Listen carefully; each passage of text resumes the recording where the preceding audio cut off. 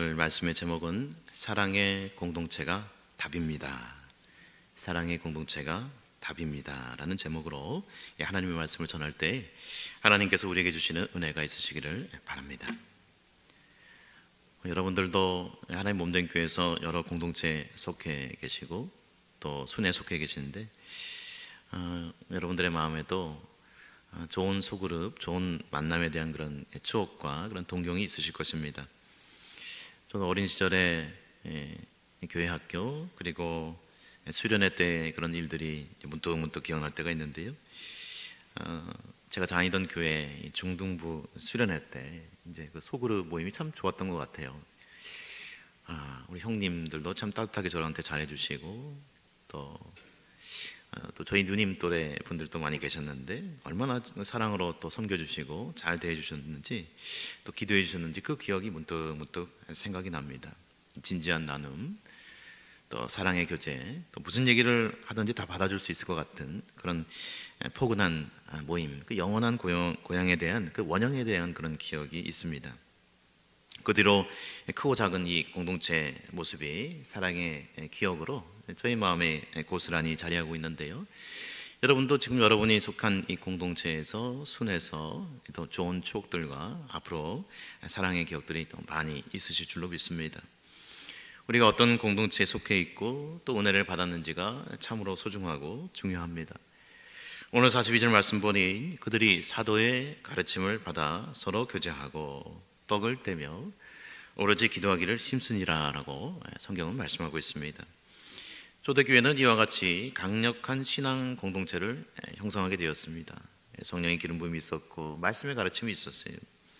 그 핵심은 다름 아닌 오늘 말씀에 보니 사도들의 가르침이 근간이 되었다. 그것이 중요했다라고 기록하고 있습니다.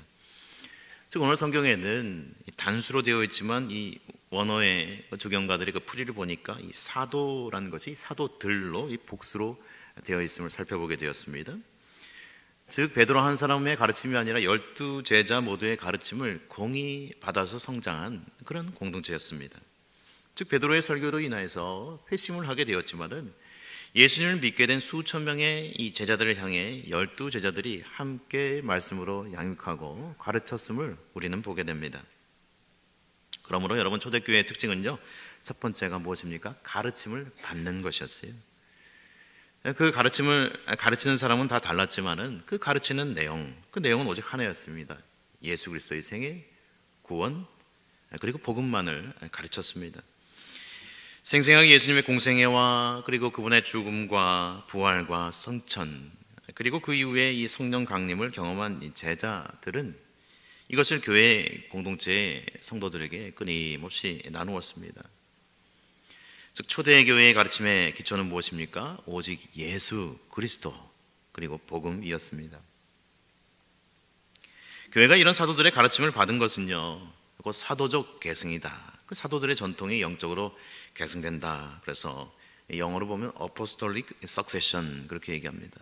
물론 그 가운데 그 영적인 권위가 오늘날에도 가톨릭과 개신교, 구교와 신교로도 나뉘어졌고 또 개신교 안에도 침례교, 감리교, 성결교, 장로교 여러 교단들이 있지만은 그 정통성은 계승되고 있는 거예요.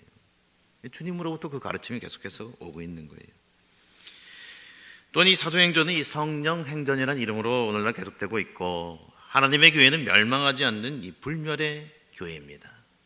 그리고 교회의 기초는 말씀이신 예수 그리스도임을 우리는 분명히 배우게 되는 것입니다. 중요한 것은 오순절 성령이 강림하였지만은 이 사도들이 또한 이 말씀의 가르침에 집중했다는 사실입니다. 균형이 있었어요. 흐트러지지 않았어요.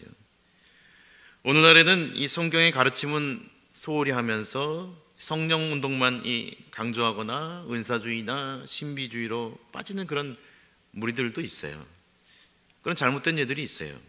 그래서 우리는 그것을 예의주시하고 경계해야 하는데 오늘 초대교회의 공동체의 이런 모습은요, 말씀과 즉 가르침과 성령의 균형을 정확히 잡아주는 그런 지표가 되고 있습니다. 모델이 되고 있습니다.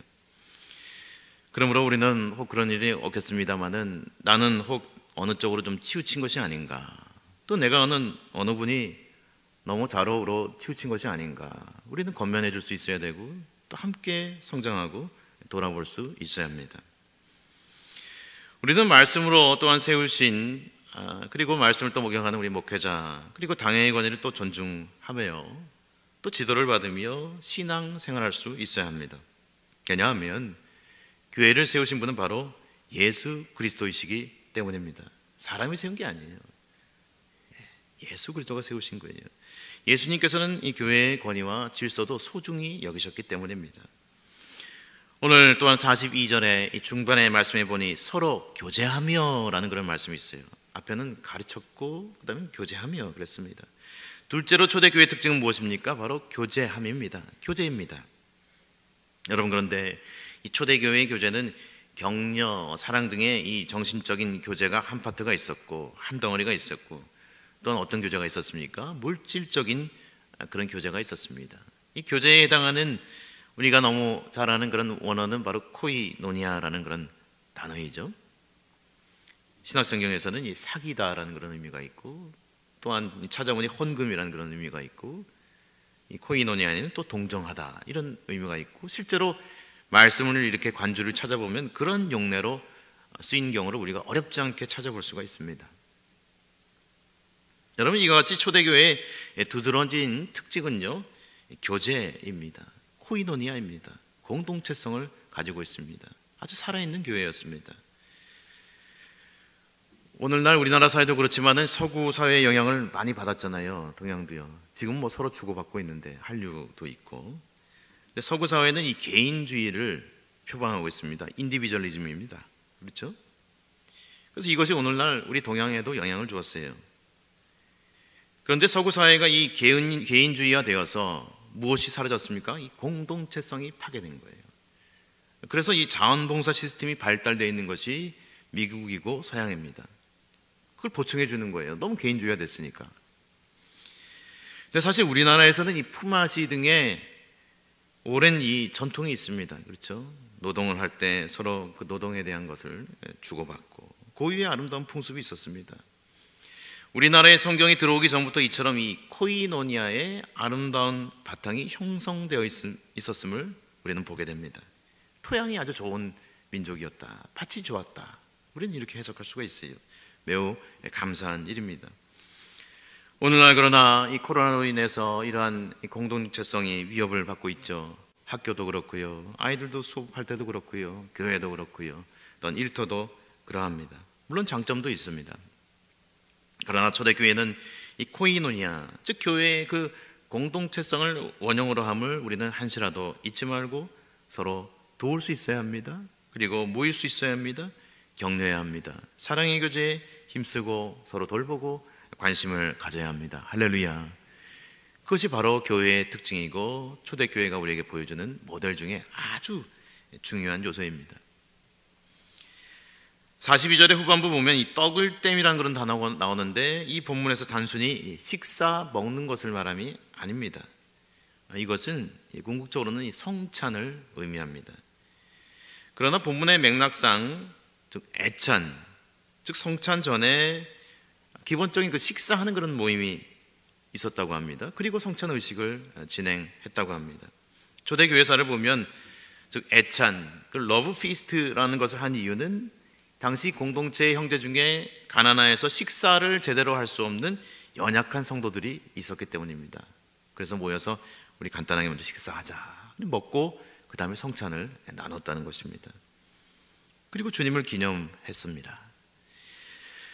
또한 마지막으로 초대교회의 특징을 오늘 성경에서 살펴보면 그것은 무엇입니까? 바로 기도였습니다. 기도였습니다. 이 초대교회가 역동성을 가질 수 있었던 것은 바로 이 기도가 바탕이 되고 뒷받침이 되었기 때문입니다. 기도할 때 성령이 임했습니다. 말씀의 역사가 일어났습니다. 회심의 역사가 일어났습니다.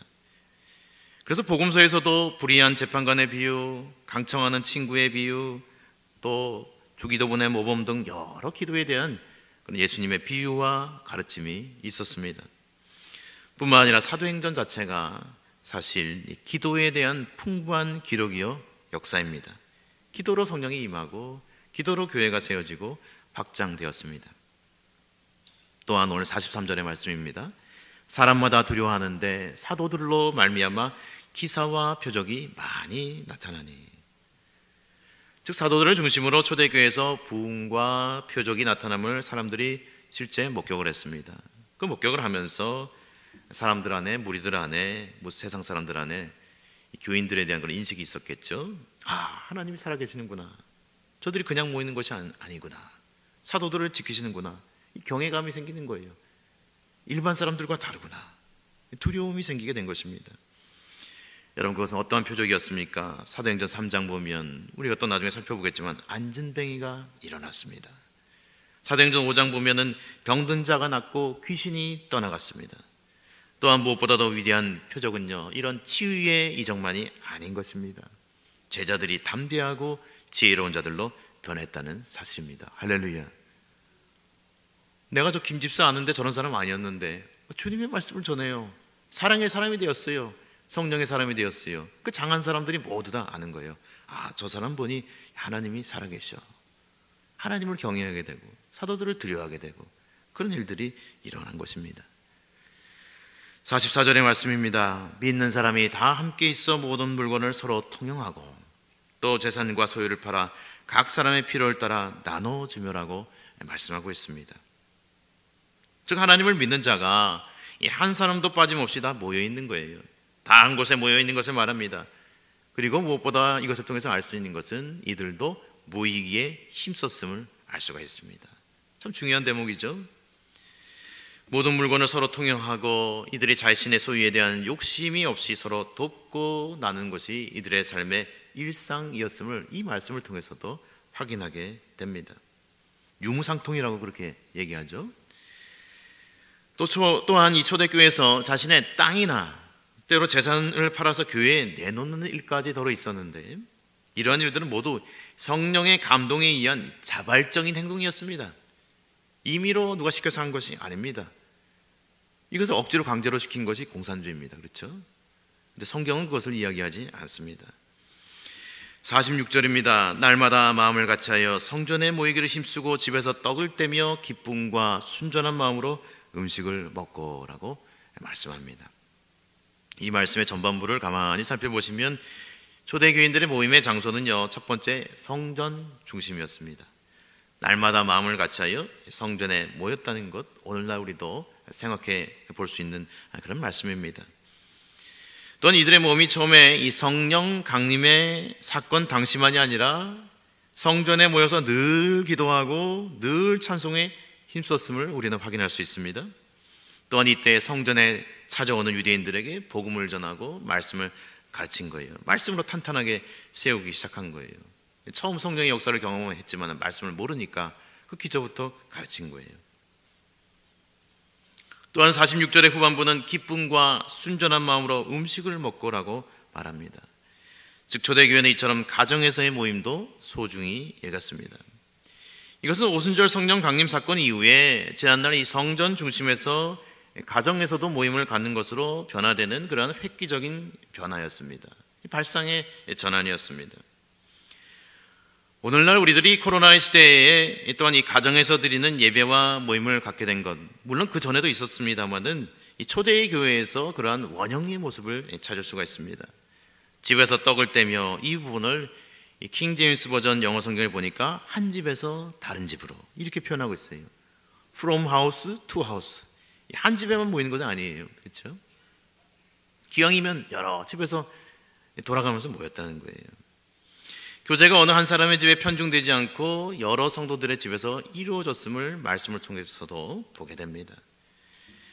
여러분, 그래서 집에서 모여서 음식을 나누고 또 나눔을 하고 성경 공부를 하는 이 순모임이 그래서 너무나 중요합니다. 이것은 유행에 따라 하다가 멈출 일이 아닙니다.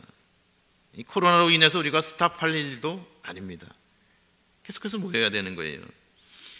이처럼 이 초대교회는 이 평상시에도 자연스러운 일상의 나눔의 현장에서 모였습니다. 그리고 초대교회 교인들은요, 그 구성원의 대개가 가난했습니다.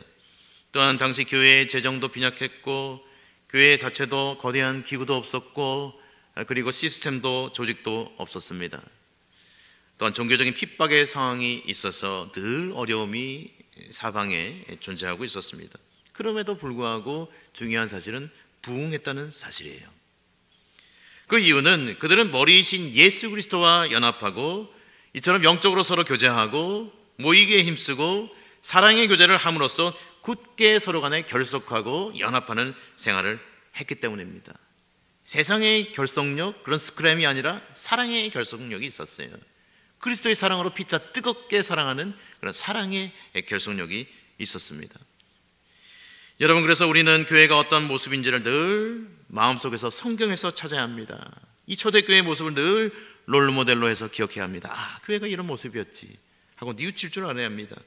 따뜻하고 사랑의 나눔이 있고 서로 존중하고 사랑하는 영적인 연합이 우리 안에 있어야 합니다. 할렐루야. 여러분, 사랑이 가장 큰 힘입니다. 연합이 힘입니다. 그래서 예수님께서도 연합하여 기도할 때 그 기도를 들어주시겠다고 약속하신 바가 있습니다. 마태복음 18장 19절 이하의 말씀 보니 진실로 다시 너희에게 이르노니 너희 중에 두 사람이 땅에서 합심하여 무엇이든지 구하면 하늘에 계신 내 아버지께서 그들을 위하여 이루게 하시리라. 두세 사람이 내 이름으로 모인 곳에는 나도 그들 중에 있느니라. 아멘. 두세 사람이 모여서 합심하였을 때, 요즘 계속 저희가 사도행전을 말씀을 보고 있는데 연합의 능력, 공동체의 하나됨에 대해서 우리에게 영적인 교훈을 성령님께서 주고 계십니다. 여러분, 그러므로 아무리 하드웨어가 잘 갖추어져도요, 교회 건물이 있고 세팅이 되어 있고 재정이 탄탄하고 좋습니다. 그러나 이 소프트웨어인 이 사랑의 연합, 이 능력을 상실하면요, 사실 안고 없는 찐빵과 같습니다. 그렇죠? 겨울에 훈훈한데 추우면 어때요? 호빵 먹고 싶잖아요. 호빵을 샀어요. 안에 팥이 없어요. 이런 낭패가 어디 있습니까? 그렇죠? 그 안에 사랑의 결속이 중요하다는 거예요. 향기 나는 나무에 새들이 깃들이는 법입니다. 그러므로 우리는 그리스도의 몸의 중요성을 한시라도 간과해서는 아니 되는 것입니다. 교회가 하나 되었다, 성도끼리 아끼고 사랑한다라는 그런 좋은 소문이 나면 사람들이 하나둘씩 찾아오는 거예요. 초대교회는 이런 특별한 사랑의 능력이 있었습니다. 다른 능력이 아니에요. 성령의 능력만이 아니에요. 이 성령의 능력은요, 곧 사랑의 능력이에요. 여러분, 그래서 우리는 그 능력을 회복해야 하는 줄로 믿습니다. 여러분, 이것이 바로 현대교회의 어떤 이 자아 비판의 자성의 목소리지만 오늘날 재력이 없어서, 건물이 없어서 부흥 안 되는 것이 아닙니다. 사랑의 능력이 결여됐기에 부흥이 안 되는 것입니다. 여러분, 이 신방을 가보면요, 이 믿음 좋은 가정, 이 사랑이 넘치는 가정을 가면요, 저도 모르게 기도가 나와요. 아마 장로님들도 그러실 거예요. 그렇죠? 막 복을 쏟아주고 싶어요. 그렇죠? 막 축복해주고 싶어요. 여러분, 영적인 원리는 자석과 같습니다. 그렇죠? 영적인 원리는 하나입니다. 교회도 마찬가지예요. 사랑이 넘치면 복이 굴러옵니다.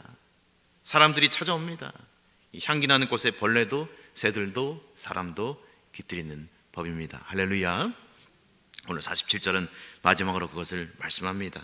하나님을 찬미하며 또 온 백성에게 칭송을 받으니 주께서 구원받는 사람을 날마다 더하게 하시니라. 지금까지도 안락교회는 참 좋은 교회였지만 이 초대교회의 원형을 회복할 수 있는 그런 성도들, 또 우리 안락교회가 되시기를 주님의 이름으로 축원합니다. 아멘. 우리 아침에